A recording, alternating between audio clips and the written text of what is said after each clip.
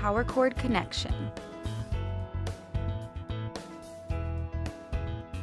To begin, please verify that the main power on-off switch, which is located at the back of your system, is set to the off position before proceeding.